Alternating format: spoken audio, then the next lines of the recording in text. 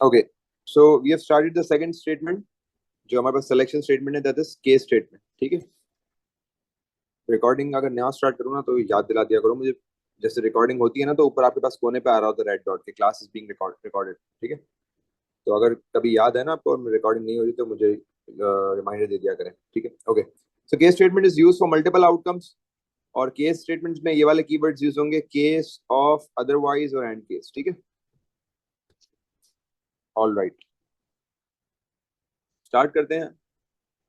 अब हम देखेंगे इसका सिंटैक्स कि ये आपके पास किस तरीके से यूज होता है. Let's see the syntax of if statement, sorry case statement. Case statement की जब हम बात करेंगे तो we will be using case in capital. Case लिखेंगे, केस लिखने के बाद हम लिखेंगे ऑफ, केस, ऑफ, और फिर आप लिखोगे वेरिएबल का नाम. जो भी आपके पास वेरिएबल होगा, the variable that you will be using will be written here. मतलब आप वो वेरिएबल लिखोगे जिसकी वैल्यूज पे आपको केस लगाना है. सही है, आप यहाँ पे वो वेरिएबल रखोगे जिसकी वैल्यूज पे केस लगाना है आपने. फॉर एग्जांपल आपने यूज कर लिया नम, या फिर आपने यूज कर लिया कोई भी इनपुट यूज कर लिया, कोई मार्क्स यूज कर लिया, इस टाइप की चीजें. ठीक है, अब क्या होगा आगे. अब मैं आ गया हूँ इंडेंटेशन की वजह से, I am inside the case statement. ठीक है, अब लेफ्ट साइड पे मैं लिखूंगा उस वेरिएबल की वैल्यू. जो भी वैल्यू होगी, मैंने अभी वैल्यू 1 लिख दिया. सही है, वैल्यू 1 कोलन रिजल्ट 1. मतलब आपका कुछ भी हो सकता है रिजल्ट. यहाँ पे हो सकता है कि आउटपुट करवाना हो सकता है काउंटिंग करानी हो सकता है सम कराना हो, एनीथिंग. लेफ्ट साइड पे वैल्यू 2 कोलन रिजल्ट 2. अगेन मैं बता रहा हूँ यहाँ पे कुछ भी आ सकता है. सही है, वैल्यू 3 हो वेरिएबल की तो ये रिजल्ट परफॉर्म करो. वैल्यू 4 हो तो ये रिजल्ट परफॉर्म करो. और ये मल्टीपल तक चलेगा, मतलब जहां तक जितनी भी वैल्यूज है ना, ये मल्टीपल कंडीशंस यूज कर सकता है. मैंने डॉट डॉट डाल दिया. सही है, एंड देन अदरवाइज, मतलब आपके पास ये वाली, ये रिजल्ट भी नहीं, ये वैल्यू भी नहीं आई वेरिएबल की, ये वैल्यू भी नहीं आई, ये वैल्यू भी नहीं आई, ये वैल्यू भी नहीं आई, और इन द गिवन वैल्यूज कोई भी वैल्यू नहीं आई, which means otherwise you don't have to do any other thing, you have to do this, the thing that is written in otherwise. Result 5 तरह का एल्स है ना. हाँ, उसमें आप रिजल्ट 5 रख देते जी. एक तरह से एल्स है, आप एक तरह से एल्स भी कह सकते हो. मतलब जैसे इफ के अंदर एल्स होता है, इसी तरीके से केस के अंदर we have otherwise. Sir case का क्या मतलब है वैसे? केस का मतलब जैसे आप कह सकते हो कि डिफरेंट आउटकम्स हैं इसके अंदर, डिफरेंट वैल्यूज के केसेस हैं. कि जैसे पहला वाला केस 1 है. सही है, केस 1 ये हो तो ये करो, केस 2 में ये हो तो ये करो. समझ आ रही बात.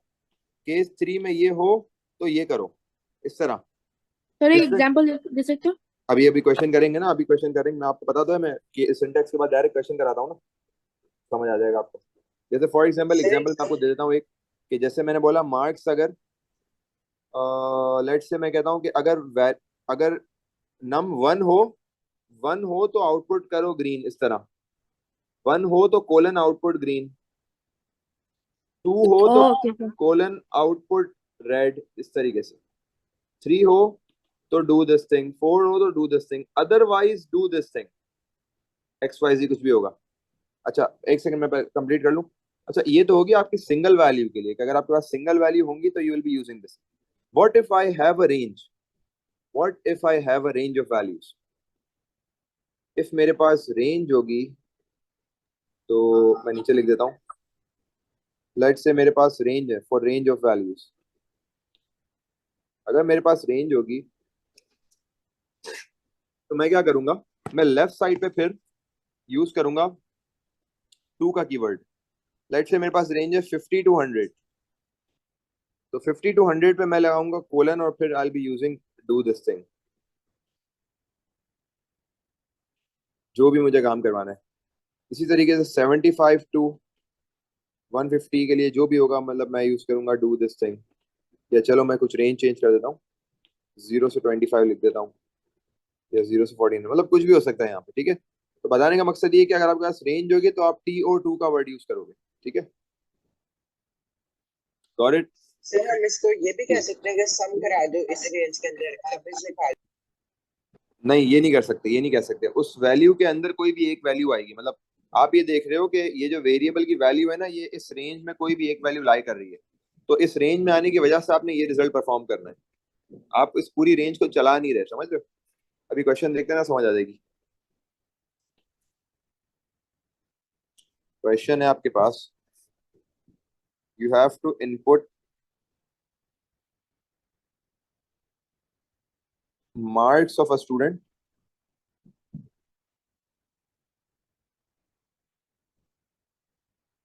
ठीक है, आपने इनपुट करने marks of a student, and then what you have to do is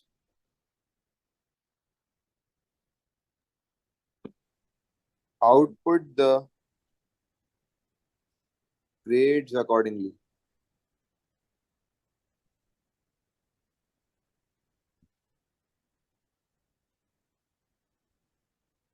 अगर आपके पास marks greater than let's say 80 हो, तो what you will be uh doing, A. Greater than 70 हो तो आप बी यूज करोगे बी। ठीक है, ग्रेटर देन 60 हो you will be using. C greater than 50 तो हम क्या कर लेंगे, डी। ठीक है, एंड देन अदरवाइज हाँ एल्स आउटपुट, यू ग्रेड। या फिर आप एफ लिख सकते हो कि बिलो 50 आप यू ग्रेड। सही। ओके, सो मैंने कंडीशंस बना ली है और हमें इसको केस के थ्रू करना है। सही है। ओके, सबसे पहले क्या करूं, case What of declare declare सबसे पहले डिक्लेयर कर लेते हैं। क्या डिक्लेयर करें यहाँ पे? Num num and and string marks num and string. Num use कर लूँ ना, और इसके अलावा स्ट्रिंग की जरूरत तो नहीं है ना, वो तो डायरेक्ट आउटपुट में ही हो जाएगा ना। सिर्फ नम। ना, अब देखो इस क्वेश्चन को करने के दो तरीके, मैं आपको पहले दोनों तरीके बताता हूँ। पहले मैं आपको दो तरीकों से और हम बताता हूँ। स्ट्रिंग क्यों यूज करेंगे? क्या यूज करेंगे, स्ट्रिंग की क्या जरूरत है? आपको क्योंकि तो नंबर्स अल्फाबेट। पे आउटपुट देना है ना, ये तो सारे आउटपुट होंगे ना, आउटपुट में तो आप कुछ भी दे सकते हो कमेंट्स देके। सही है। Okay sir. डिक्लेयर नम कोलन इंटीजर, ये आपको थोड़ा सा इजी मेथड बता रहा हूँ, शॉर्टकट वाला। वरना एक और वेरिएबल लेके भी कर सकते हैं। लेट्स से अभी हमने बोल दिया डिक्लेयर नम इंटीजर, और नम नम ले लें या फिर मार्क्स ले लें, क्या कहते हो आप? Marks marks. मार्क्स ले लें, वो ज्यादा रेलेवेंट हो जाएगा। ठीक है जी, अब क्या करें? केस ऑफ इनपुट नहीं करूं? ओ यस सर इनपुट। ठीक है, इनपुट हो जाएगा। और सर ये इनपुट से पहले कंपलसरी होता है क्या, इनपुट और आउटपुट? हाँ ना, इनपुट तो कंपलसरी है ना, ये कमेंट्स कंपलसरी नहीं होते, depending on the question. Output enter enter your number, enter your number. Enter your marks. क्या कह सकते हैं? हाँ, सर आपने इक्वल टू साइन क्यों लगाया? वो कमेंट्स का हिस्सा है, नहीं लगाऊं कोई मसला नहीं, नो इशू, वो कमेंट्स का हिस्सा है। ओके। ठीक है, ओके, इनपुट मार्क्स हो गए। अब मैं लगाऊंगा केस। मैंने कहा क्या बोलूंगा, case case of marks. Marks. Marks. ठीक है, अब मैं देखो लेफ्ट पे वैल्यूज लिखूंगा और राइट साइड पे मुझे काम जो करना है वो। अभी देखो मुझे क्या करना है, वैल्यू मेरे पास एक सिंगल वैल्यू नहीं है, आई हैव अ रेंज। सही है, तो रेंज क्या है, ग्रेटर देन 80। लेट से मैं कहता हूँ कि ग्रेटर देन 80 है, और आपके मार्क्स कहाँ तक के होते हैं, 100 के अंदर अंदर होते हैं ग्रेटर ना, देन 80 परसेंटेज टू 100 होती है। 90। तो आपने ले दिया, नहीं पूरा ले लेते हैं 100 तक। तो अगर मैं बोलूँ 80, ग्रेटर देन 80 का मतलब क्या है, मैं कहाँ से स्टार्ट करूंगा? 80 to 100। 80 टू 100। ग्रेटर है, ग्रेटर का 80 का मतलब क्या है, ग्रेटर देन 80 का मतलब क्या है, आपकी 81 रेंज to 81 to 100। 100। 81 टू 100 पे क्या करना है, कोलन बताएं भाई, क्या करूं? ए। ए आउटपुट आउटपुट ए। ए। सही है, रिजल्ट नहीं लिखना, रिजल्ट नहीं लिखना, वो तो सिर्फ सिंटेक्स का हिस्सा है भाई। रिजल्ट तो मैंने सिर्फ समझाने के लिए बताया है। सही है, ये लिखना नहीं है, ये मैंने सिर्फ समझाने के लिए बताया। जैसे मैंने इफ में समझाने के लिए बताया था ना आपको, देखो ना, इफ को मैंने जब समझाने के लिए बताया था आपको, कहाँ गई इफ, ये रहा। तो हमने रिजल्ट लिख के समझा था ना, लेकिन रिजल्ट लिखना नहीं है, ये सिर्फ समझाने के लिए। सही है, result can contain anything. Okay, 81 to 100 में आपने करना है आउटपुट है। इसके बाद क्या करूं, ग्रेटर देन 70 के लिए क्या रेंज लगाऊं? 71 टू 81। 70 71 to 80 80 होगा ना, 80. 81 तो नहीं होगा ना, 81 तो ऊपर यूज हो गया, Oh, क्या yes, करूं? sir. बी। B. सर हम इसमें ग्रेटर देन या लेस देन का साइन नहीं यूज कर नहीं सकते? लगा सकते, यूज नहीं कर सकते ना, ये तो मसला है केस का, ये रिस्ट्रिक्शन है, आप ग्रेटर या लेस यूज नहीं कर सकते, ये इसकी रिस्ट्रिक्शन है, तभी तो रेंज लगा ली। जी 60 के लिए क्या बोलूं? 61 to 70. 1, यही तो इसका Output मसला है, C. हम इसमें रेंज नहीं वो नहीं लगा सकते, साइन नहीं लगा सकते। आउटपुट सी, ठीक है, फिर 51 to 60. Output D. 51 to 60 आपने कह दिया, output D. Otherwise, output U. ठीक है, अब आ जाएगा आपका otherwise. Otherwise what you have to do is you have to output U, और फिर क्या हो जाएगा, ये एंड केस हो जाएगा। अब आपकी मर्जी है, आपको लाइन छोड़नी है तो आप कहीं भी छोड़ सकते हो, लेकिन मैं ये रेकमेंड करता हूँ कि जब आपके पास आंसर्स हो तो आप लाइन मत छोड़ा करो, क्योंकि उसमें आपके पास लिमिटेड लाइंस दी हुई होती हैं। अगर आप ज्यादा लाइंस छोड़ोगे ना तो ऐसा नहीं हो कि आपका आपका आंसर खत्म नहीं हुआ और लाइंस आपकी एंड हो जाए, तो it's better not to leave the line, लेकिन प्रॉपरली बनाया करो उसको।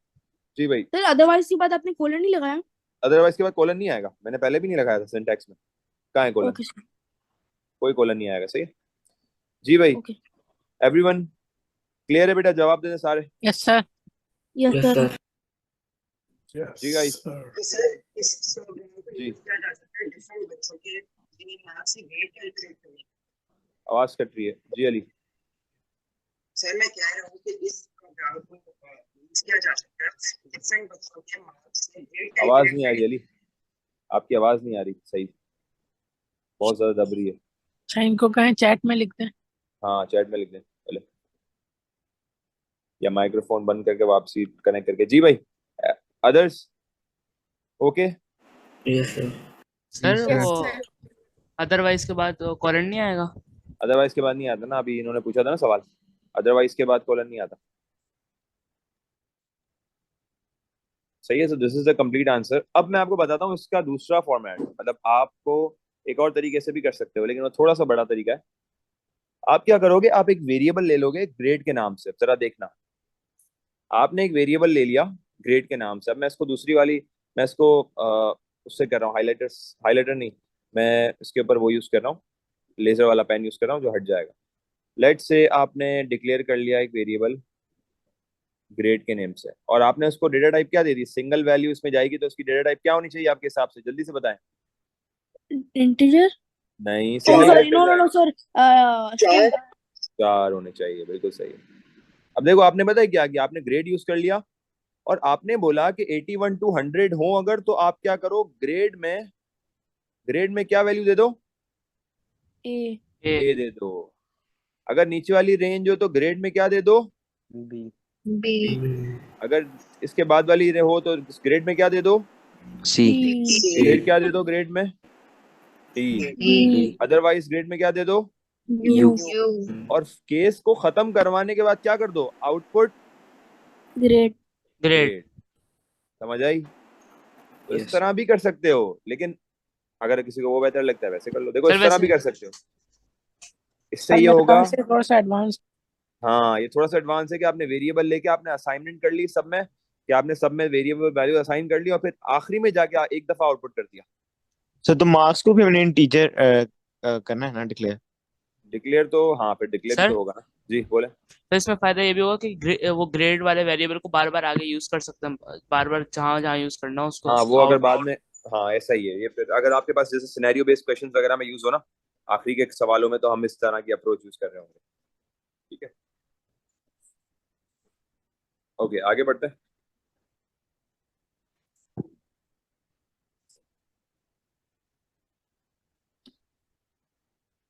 अच्छा मुझे बताओ, ये क्वेश्चन इफ से हो सकता है? जी Yes sir.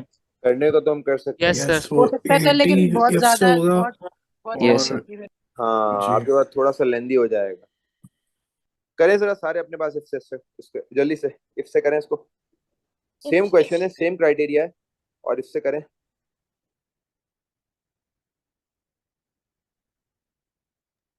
सर आपसे एक क्वेश्चन था, आपने कहा था जी। कि अगर जैसे 3 से ज्यादा केसेस हो तो कैम्ब्रिज हमें बोलते हैं नहीं कि यूज करते, आप बिल्कुल ऐसा ही, ये यूज करें बिल्कुल ऐसा ही केस नहीं वाला। यूज, तो ऐसा ही मतलब अगर हम इफ से कर दें तब नंबर्स तो नहीं जाते, या नंबर्स इससे नंबर्स नहीं करते, नंबर्स नहीं करते, वैसे इफ से आप कर सकते हो, नंबर्स नहीं करते, लेकिन प्रेफरेबल है, वो प्रेफरेबल इसलिए है।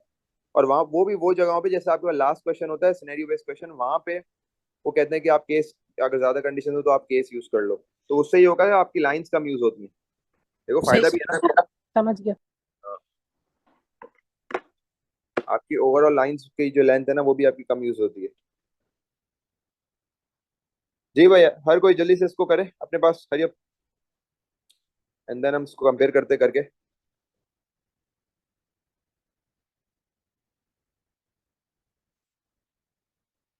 तो आपके पास कुछ इस तरह की अप्रोच बनेगी, देखें जरा, इनपुट वगैरह मैं नहीं कर रहा, मैं सिर्फ कंडीशन लगा के दिखा रहा हूँ कि आपको पता हो कि इनपुट मार्क्स के बाद क्या होना चाहिए, फिर ये होना चाहिए ना, क्या बोलेंगे बताएं सारे, if If marks marks are are greater than 80, 80, Greater than फिर 80 then of output A. नहीं output नहीं नहीं नहीं नहीं, एंड दूसरी कंडीशन भी है, and marks are less than 101. less than oh yes 101, less than then output A. A. A, ठीक है, फिर else if, still less than 1012. क्योंकि 100 तक ही रेंज है ना, तो 101 तक रखेंगे ना, 101 से कम पे रखेंगे ना, क्योंकि 100 तो एक्सेप्टेबल है ना। Oh, else if marks are greater than 70, and फिर वही वाली सारी बातें रिपीट होती जाएंगी, आउटपुट बी, फिर दूसरी सी कंडीशन में आउटपुट सी, आउटपुट डी। मतलब बोलने का मकसद ये था कि इफ में आप बीच में एंड यूज कर सकते हो, सही है ना, ये तो आपको बताया था ना। अच्छा, यहाँ पे आप डायरेक्ट रेंज दे देते हो तो इजीली हो जाता है। अब देखो कितना शॉर्ट हो गया, मतलब आप इफ से करोगे ना तो आपका एटलीस्ट इतना पोर्शन तो यूज हो जाएगा। ओके, अब नेक्स्ट क्वेश्चन पे मूव ऑन होते हैं। सर इसमें हमें कोई रेंज देनी होगी कि मतलब 1 to 40 इनपुट कर सकें? यहाँ पर आपने कोई रेंज तो नहीं देनी, अ, किस कौन से क्वेश्चन में, किस तरह? मतलब सर इसमें कोई कि 40 लोग ही इनपुट कर सकते हैं हाँ, अपने हो सकता मार्क्स? है, हो सकता है, हो सकता है क्वेश्चन चेंज हो जाए, अगर वो बोल दे इनपुट मार्क्स ऑफ 40 स्टूडेंट्स। वो तो और अगर सर ना एक्टिव बोले नहीं तो फिर होगा फिर। अनलिमिटेड कोई कितने भी स्टूडेंट्स हैं? नहीं, अगर वो 40 स्टूडेंट्स बोल दे तो क्या करेंगे बताओ, कैसे करेंगे? सर For loop एरे फिर से तो करेंगे। इसमें सर सर लूप रिपीट चला का देंगे, रिपीट फॉर का लूप लूप, चला देंगे। रिपीट का या फॉर फॉर लूप, का या वाइल का, कहाँ फॉर पे का, कहाँ से कहाँ तक लगाएंगे? 1 to 1 to 40। लेट्स 40 से 1 to 40। वो तो सही है, आपने लगा दिया फॉर का loop, for example let's say 40 students को इनपुट कर रहा है, तो कहाँ पे लगाऊंगा, जगह बताओ एग्जैक्ट। सर सर इससे पहले, सर केस से इनपुट और पहले। आउटपुट से सर पहले। पहले डिक्लेयर के बाद। डिक्लेयर के बाद और इनपुट आउटपुट से पहले, बिल्कुल सही है। इस जगह पे you will be using the for loop for x, for example मैंने बोला 1 to 40, और नीचे क्या लिख दूंगा, सबसे एंड में क्या लिख दूंगा, यहाँ पे नेक्स्ट एक्स। नेक्स्ट एक्स लिख दूंगा, सर सही है अगर ना। हम लिखें फॉर आई तो नेक्स्ट आई लिखेंगे। नेक्स्ट आई लिखेंगे, जो आप फॉर के साथ लिखोगे वही आप नेक्स्ट के साथ you will be using that same auto, उसको बोलते हैं auto counter, that thing is known as auto counter. अच्छा, अच्छा केस वैसे ज्यादातर the most popular one is if, आप देखोगे बहुत ज्यादा आप इफ यूज कर रहे होगे, केस इतना ज्यादा पॉपुलर नहीं है, सही है। sir because if sense भी make करते हैं ना। हाँ, वो पूरा एक सेंस बना रहा है, और उसके अंदर देखो स्टूडेंट्स इजी हैंड्स ऑन है उसके ऊपर। यहाँ पर वो केस लेफ्ट पे लिखना, फिर कोलन है, तो वो आप थोड़ा सा डिफरेंट हो जाता है, लेकिन अगेन ये line of codes come use करता है।